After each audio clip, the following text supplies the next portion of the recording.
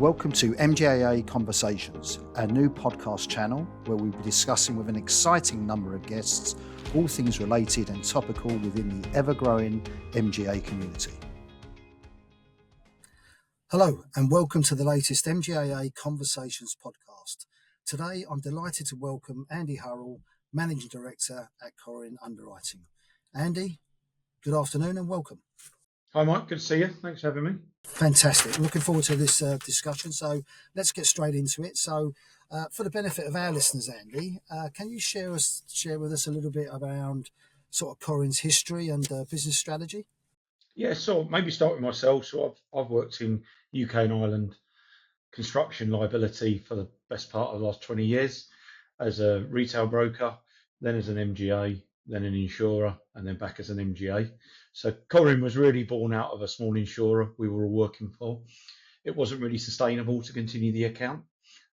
So I thought 2016, late 16, it was a good time, and there was a gap in the market for an MGA with A-rated paper and being able to use the opportunities that we had, but just sort of repackage ourselves as an MGA. So we went live on January 17 with A-rated paper. It's sort of been organic growth from there. The strategy really we have at Corin is to really champion that virtual insurer. I think coming from a small insurance company, Solvency II was a very big change in that sort of regulatory environment. So when we come into an MGA, we still had the mindset of an insurer. I'm quite passionate about that. I think we sit as agent of the insurer. So we think that virtual insurer model is something that's definitely a gap. I think it's a niche business we write. You have to be opportunist. And if we make sure that we align our interests with the insurer, I think it works very well. And that's sort of very much our strategy. In the last 7 years, there's been a few bumps, obviously the whole COVID years.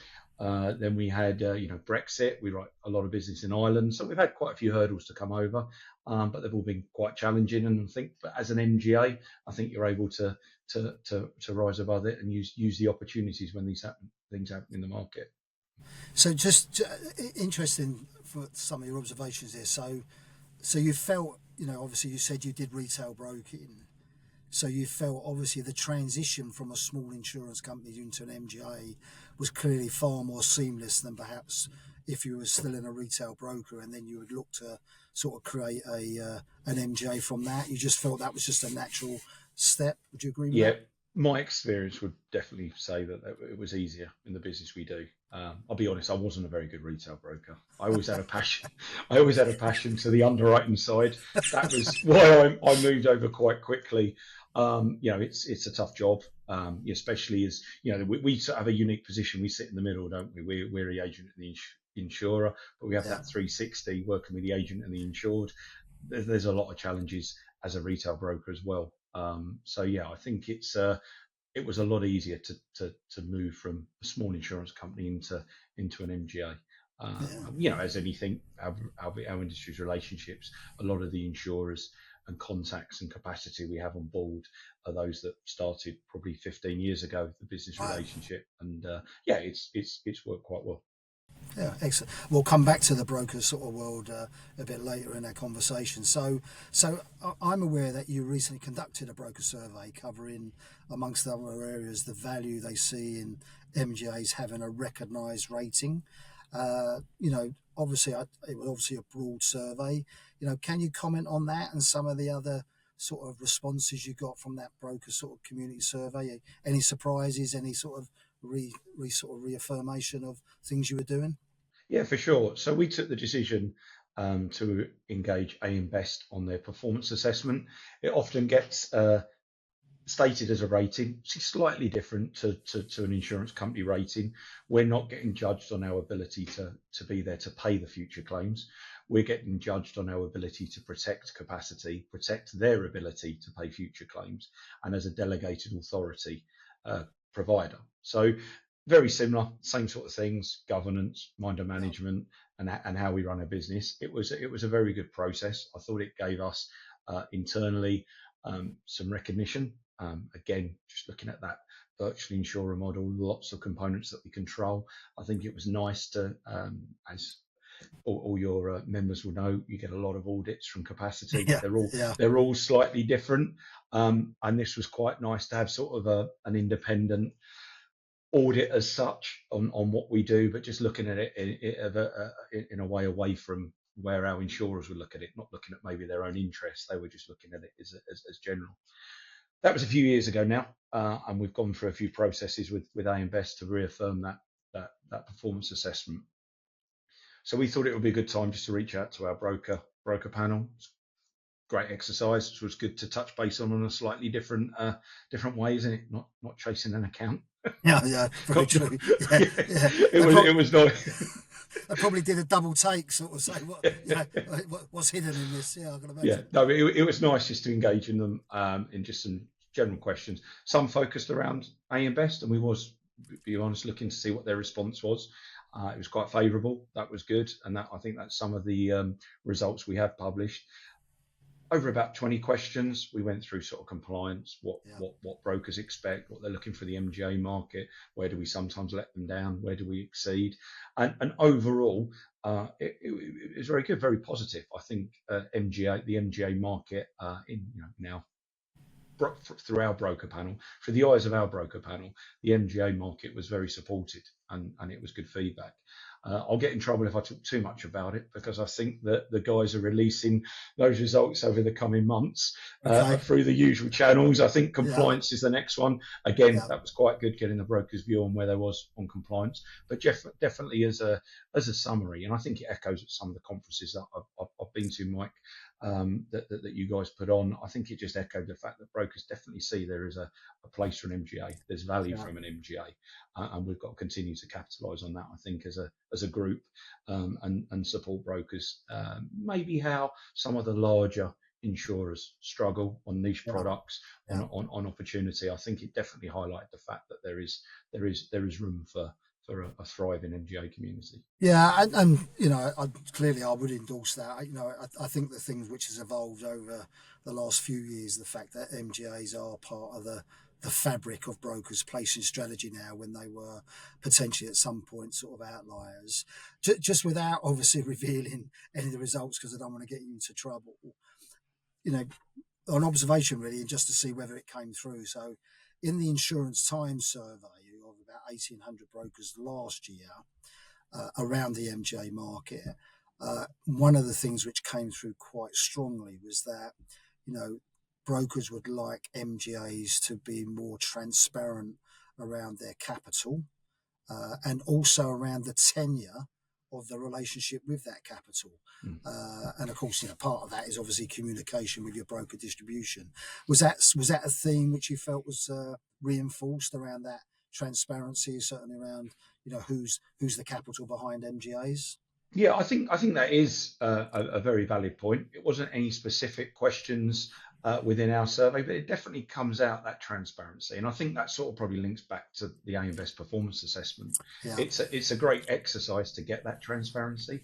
We don't own the assessment. We don't have any say in what AM Best publish on our business.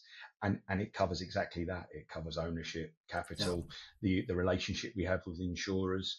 A lot of we've spoke before, haven't we? I think it's quite important operating on long tail business that all of our contracts are on evergreen.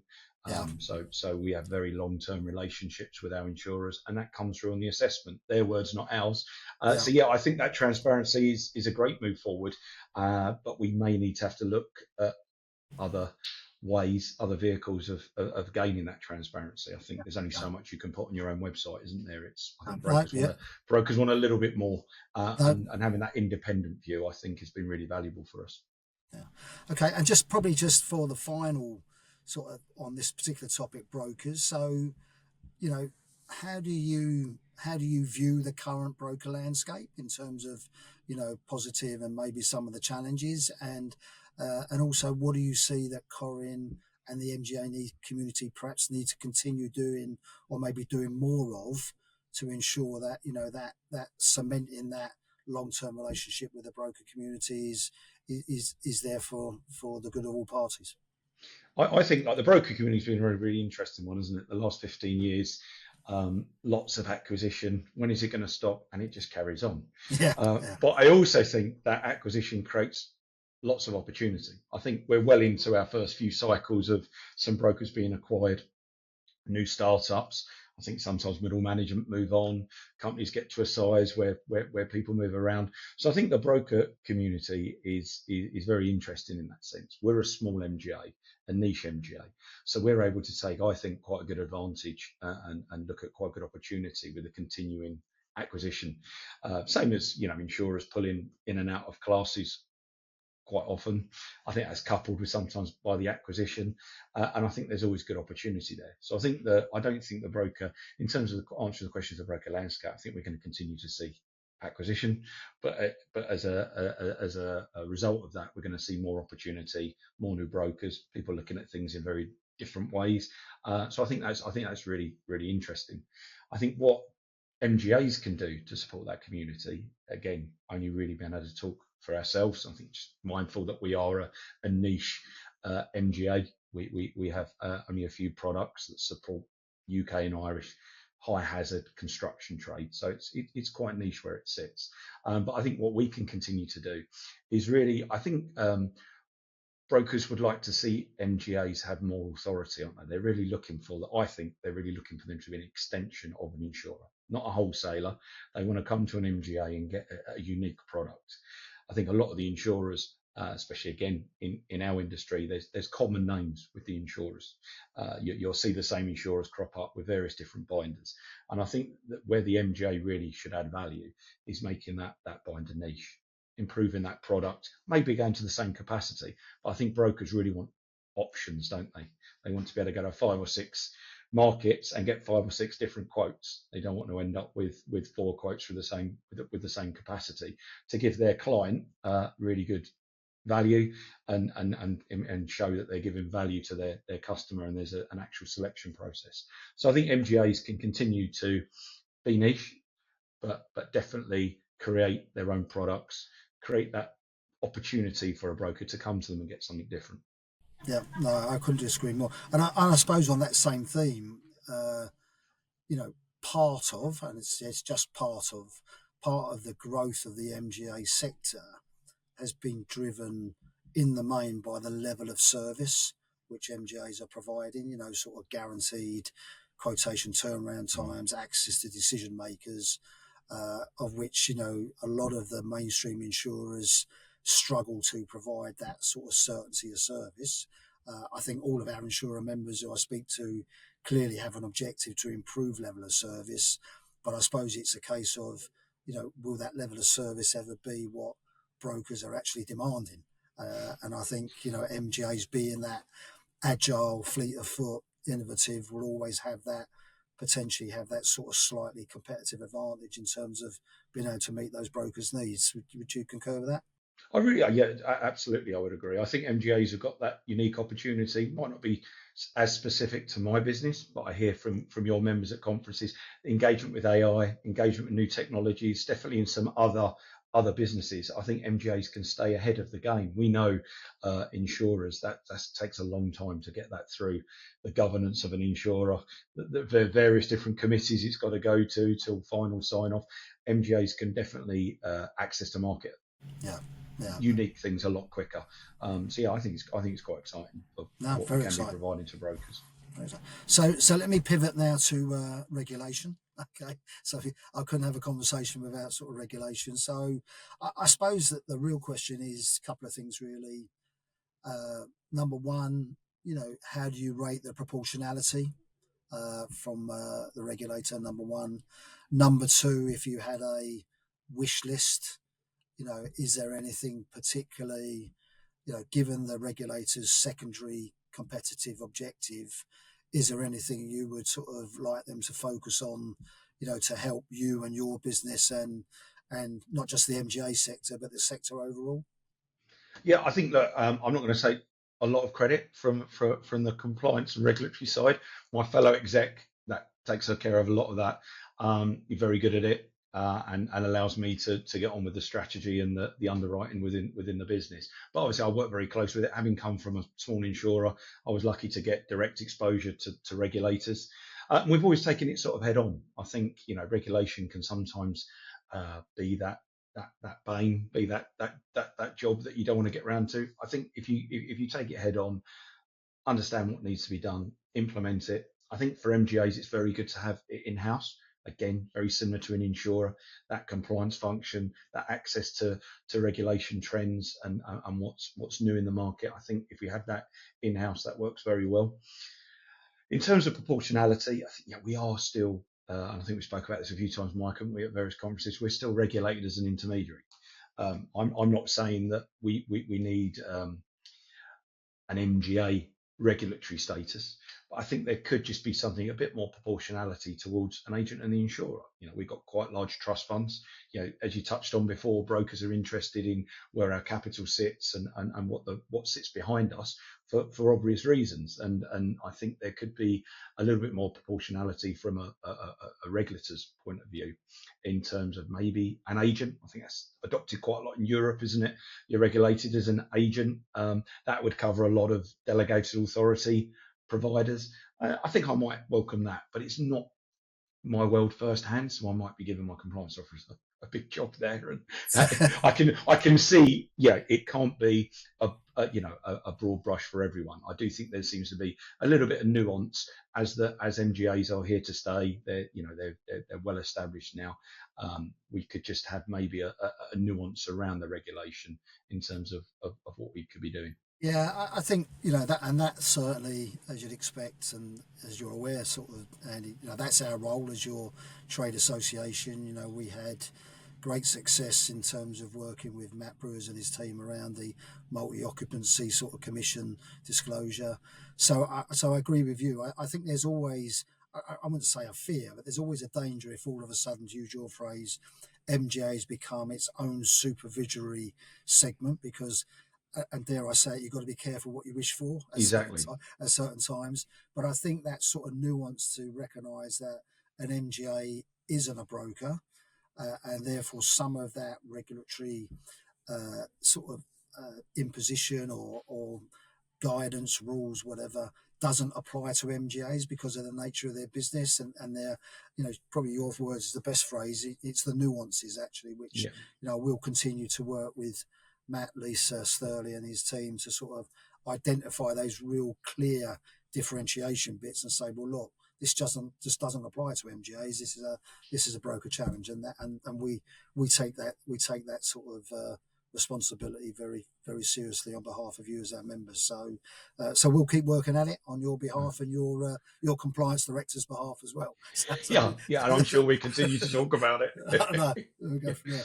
Okay, again, just pivoting again because I know you have a strong view on this. So it's a real round claims actually, and the claims model, which are quite sort of varied in the MGA world. So, but my first question is, and this follows on from a claims conference we put on sort of probably 3 or 4 weeks ago. So the first question is, do you believe that the MGA sector invests enough in claims? Number one.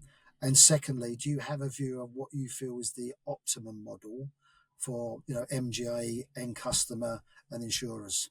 Because it's a continuing increasing narrative around claims, which I'm sure, especially in the niche areas you operate in, it's absolutely critical. I totally agree. It's hard to say as a community, do we invest enough? Yeah. I sort of feel we do. I think that conference, my claims team said that was a really worthwhile conference, and there were some great speakers there. I think in relation to Corin, we see that as our shop front. Let's be honest.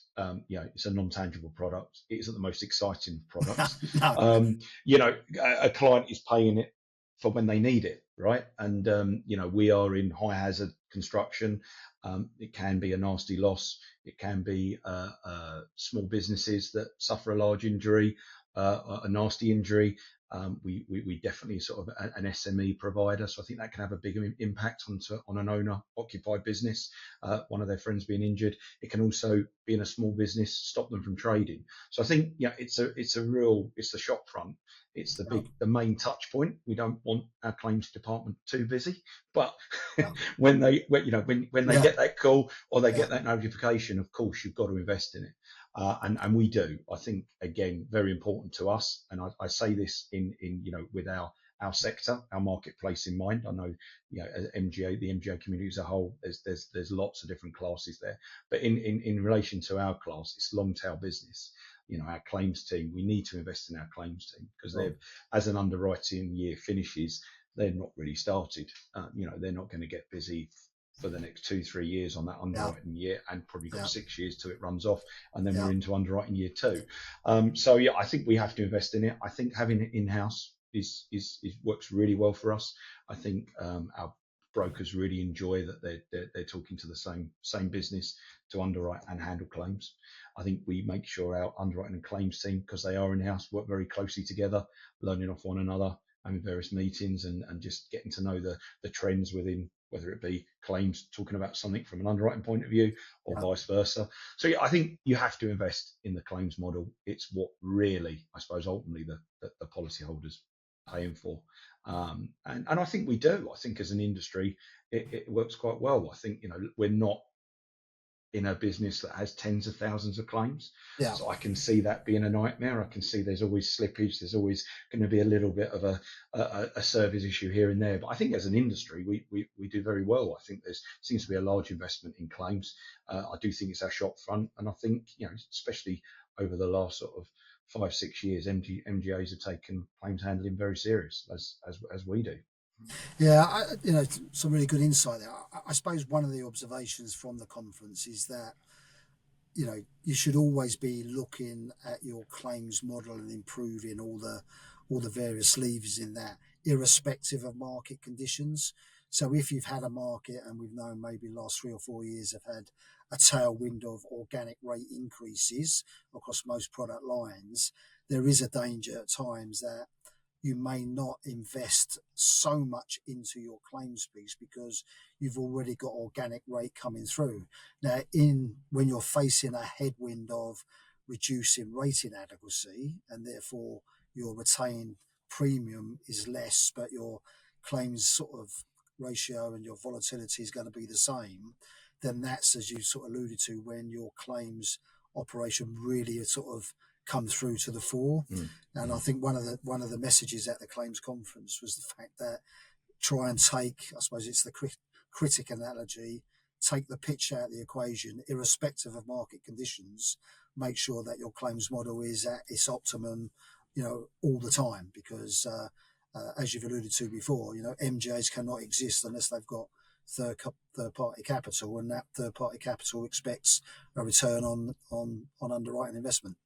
Exactly that, and I'm not, can't go into too many details about it, but our contractual relationship with our capacity, it deals with the claims authority separate from underwriting. So we allocate and ring fence a resource to run off that underwriting year of claims.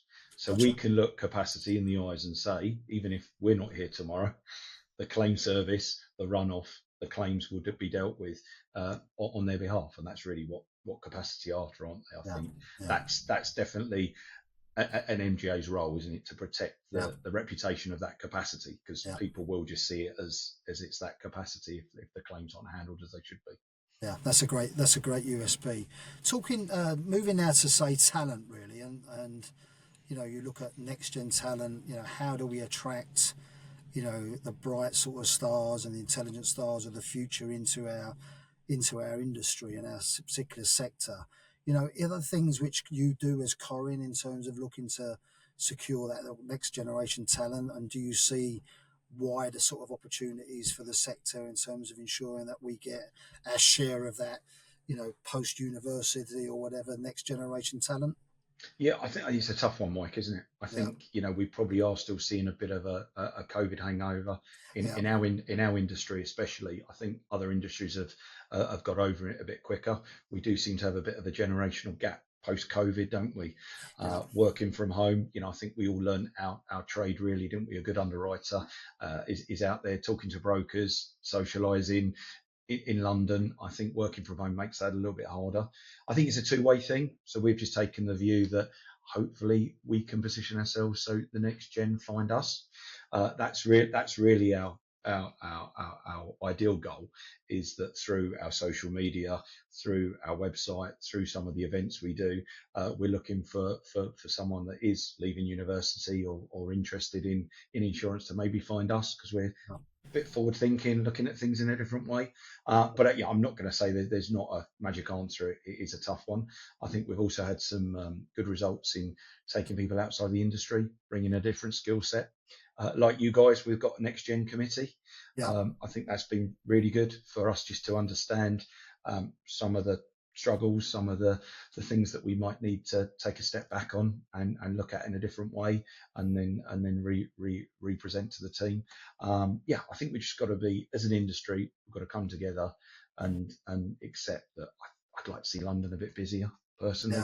I would like to see us doing a bit more as an industry as a whole, just to try and make probably not the most interesting of subjects interesting if we can. It's always been a tough one, isn't it? No, I couldn't agree more. I think it's a case that it's something that, both individually, the organisation you work for, and collectively as a segment, we just have to keep working at it. At the end of the day, I think I'm not saying that the industry's got complacent. I just think there's a lot of opportunities which if everyone seizes those and tries to collaborate together, and we're doing some of that, as you're aware, with our peer associations such as the London Market Group and BEBA and the ABI, strength in numbers to say, look, what a fantastic industry this is to work in. And if you're doing stuff at your level with sort of like next generation within Corin, then you just hope that builds the momentum to say,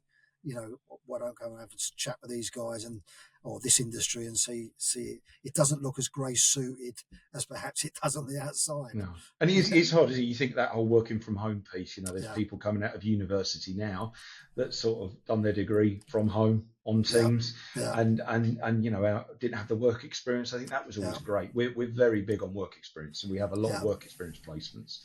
And 3 of our full-time team are people that done work experience. That's fantastic. At school, and years later come back. One of them went off and done a degree and come back and worked for us. One of them started working from college. So I think there is little things you can do, but it definitely is a challenge. I also hear sort of more and more people coming out of retirement. So there's still an opportunity within the market, because guys that men and women that have had the opportunity to retire are now having to come back, because they're having to fill a gap, and there's an opportunity there. So there's definitely the work and the opportunity. It's just how we engage in that next gen, and it's a challenge. Well, that's a great endorsement. The fact that you've got 3 work experienced people who ended up sort of full time. That's a real testament to what Corin do. So thank you. Congratulations on that. And just again, we could talk forever. So just finally, hopefully, if we chat again in 12 months' time, what would you hope to be sharing with me in terms of Corin's underwriting progress in 2025? Look, I think what we do, long tail business, niche, I would like to just continue that organic growth. I think be opportunist. I think we really want to champion that virtual insurer model. We're a young team, so I want to continue to be opportunist, but I've got to have slow, organic, safe growth in terms of where that long tail capacity sits, but I think there's definitely opportunity there. So I think it will grow. We have our German subsidiary that hopefully will expand our footprint into Europe, continue the model. But again, I think it's about waiting for the right book, the right opportunity, the right underwriting team. We're happy to slow and steady is really what I would like to be saying. Good. Okay. Yeah. Well, given what you talked about kindly with me and sort of our listeners today, I've got every confidence that what you do in 2025 will be a fantastic success. Andy Hurrell from Corin Underwriting, many thanks for talking to us. Very enjoyed it, and I'm sure our listeners will. Have a great afternoon. All the best. Thanks, Mike. Look forward to seeing you soon. Cheers. Many thanks for listening. We welcome all feedback, so please get in touch with your suggestions on topics and future guests. Please don't forget to subscribe on your chosen platform so that you don't miss out.